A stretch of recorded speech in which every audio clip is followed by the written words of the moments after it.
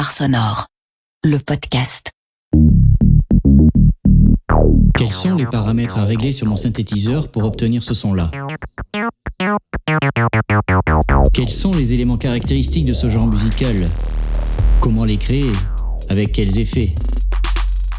Que peuvent m'apporter des effets comme la compression, la distorsion, le délai ou la reverb, et bien d'autres encore d'un point de vue créatif ?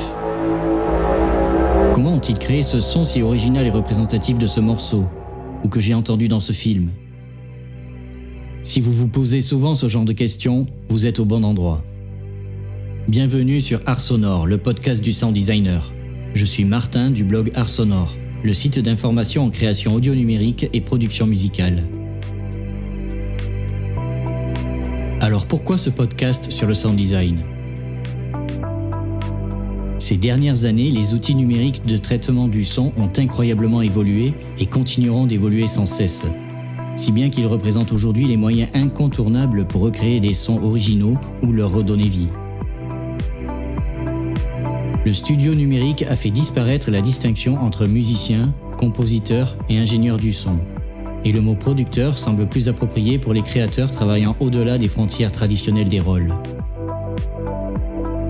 Une fois accepté que tout son peut être vu comme possible entité musicale, c'est une démarche naturelle d'utiliser les outils de sound design dans le processus de production. Ce podcast s'adresse donc à tout musicien producteur, beatmaker, podcaster, sound designer pour des films ou encore des jeux vidéo, ou tout simplement à tout passionné comme moi de l'envers du décor dans le processus de création.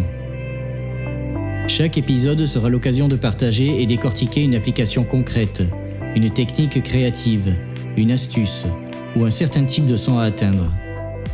Comme par exemple, analyser un preset de synthétiseur, c'est ce qu'on appelle faire du reverse engineering, c'est-à-dire commencer par le son final et remonter progressivement vers la source pour analyser sa construction. Identifier les techniques de sampling et d'effets pour chaque élément constitutif de tout un genre musical par exemple. Exploiter un effet particulier et apprendre à le régler dans un but précis. Découvrir la recette pour obtenir un asset sonore caractéristique. Cela afin de vous aider, je l'espère, à vous projeter au-delà du simple preset ou une boucle trop répétitive et obtenir un son plus personnel et vivant. Bref, écoutez Art Sonore, le podcast du sound designer qui vous révélera les meilleures astuces et techniques de conception sonore et musicale à utiliser sans modération dans vos propres productions audio. À retrouver sur votre plateforme d'écoute préférée. Je vous dis à très vite pour le premier épisode de la saison.